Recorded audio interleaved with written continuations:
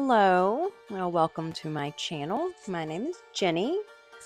I hope you enjoy my videos, and if you do, I really hope you would consider subscribing.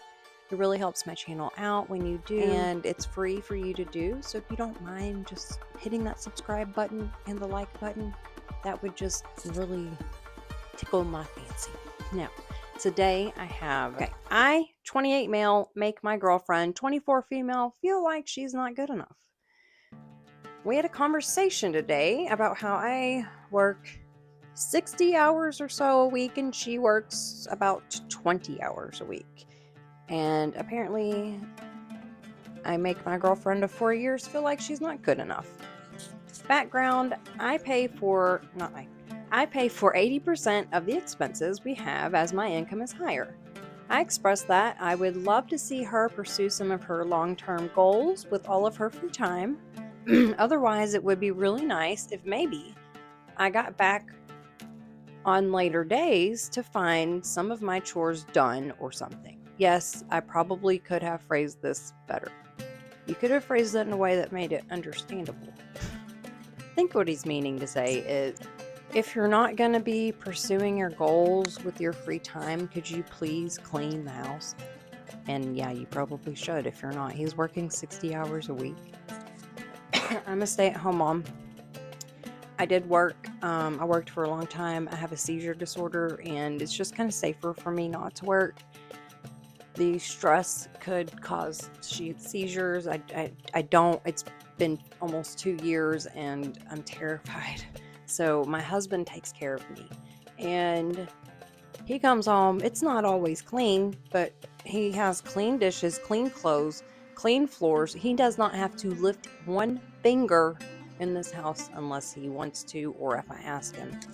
And he does want to, and I do ask him. But I was raised in a home like that where my mom was at home and my dad worked. And I was taught to make sure I do my part because he's out there working, he's paying everything. And without that, I wouldn't be able to provide my family with a dinner. I wouldn't have a roof over my head. So I have to do my part. Okay, anyway, back to the story.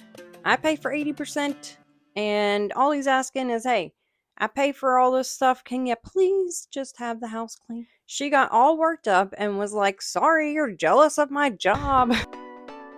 Sorry, you're jealous of my 20-hour-a-week job. I'm never paying bills. I need me time.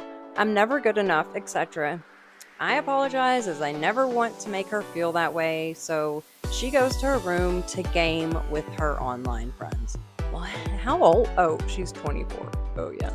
At the same time, I just feel frustrated. That's because you're closer to 30 and she's closer to 20. I just want to get to my goal of having funds and energy to travel more and see the world. And it's like every time I try to hold her accountable for the goals she sets, she gets this way. That's because she sounds like a spoiled brat. I can't share this with her. She won't listen, and she says she needs to stand up for herself. So am I totally being narcissistic? Nope. Asshole with unrealistic expectations? No. She is an able-bodied woman. She can go to work. She can get a full-time job. Didn't say that she was disabled. You don't have kids. Or do I just need to express myself in a way she may be more receptive to? Probably. Or maybe she'll watch this. That just made me mad. He's a good man. That's probably a very good man. You're gonna ruin it. Listen, girls. Ladies. Act like a lady, for one thing. Go to work. Go get you a 40-hour job at Dillard's. Okay? I loved working in retail. I loved it. And to you guys, I would give her an ultimatum. Especially if she wants kids or something. Like, listen, I'm not having kids until you get yourself well established. Well, maybe not well established, but you know, at least have, I don't know, a goal. Make a goal for yourself, like, or just go to work. Just go to work. I mean, come on, can't be that hard. And you're 24. You don't have kids. You could work any hours. You could get paid and you're choosing not married. So you could always break up with her and find somebody better. Because not every girl is like that. A lot of women like to feel like they're contributing. So find you one of those, because it sounds like she might just think she's gonna live off of you forever. Should we read one more? Okay, how do you move on? How do you move on from being cheated on? Oh. I started dating my boyfriend of 1 year, 32 male, in January of 2024. In August of 2024, I found out he had been cheating on me for almost 3 months. Not physically, but through text, Snapchat. They sent explicit photos and videos to each other on a pretty regular basis. I decided to forgive that, but fast December of 2024, he was emotionally cheating with another woman. She's a 27 female and an ex of his. I found this out because she personally messaged me and told me how sorry she was. She sent me screenshots of their messages where he said he wasn't with me anymore. We only lived together. He's been trying to right his wrongs for the past month, but I'm asking myself, she's 30. Is it even worth it anymore? I spent 4 years single after an abusive relationship. The first man I've been with intimately or relationship-wise in that time span. I'm confused because my heart wants him, but my gut tells me he'll never change, and I will continue to be hurt by this person. Has anyone experienced this behavior from their partner and stayed and they changed? Was it worth it, or would you have chose to leave? Thank you so much for taking the time to read my post. We're going to upload that. Leave. I will comment after this, but if you're watching, Zealous Ideal 948, leave. That's all I can say. And leaving is never, ever the first thing I tell somebody. No, he's your boyfriend, so definitely, yes, break up with him because you deserve so much better. A quite concerning Reddit relationship advice thread that I found. Let's go through this together and come to a conclusion for this. Says my 25. Oh, she is 25. And her boyfriend is 24, and he yelled at her while they were intimate. And it says, my boyfriend and I have been dating for 1.5 years. We have had ups and downs, but sometimes he just seems like he turns on me.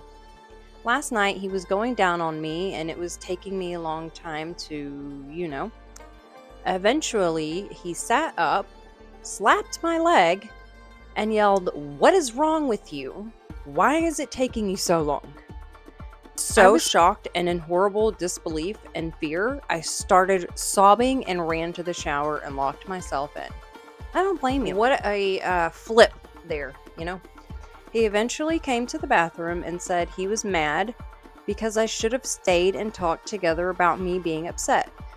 I just couldn't stop crying. I felt so violated. Should I have stayed and talked it out? Was I being too sensitive? I really just couldn't even look at him, to be honest. There's more, but I have to say something real quick. If you're in an argument or if something like this goes down and you're the person acting like that, like the man in the story, if you're the person violating somebody like that and the person you violated or hurt got up, cried, and ran away, don't go after them and don't get upset because they didn't stay and talk to you. How dare you? He doesn't deserve for her to stay and talk to him. He doesn't deserve a word from her. In fact, she deserves an apology. Oh, that makes me angry. It is absolutely 1000% okay to walk away. If you know that you might say something you regret, your emotions are not in check yet, you need to get everything calmed down before you have a conversation, it is okay to walk away.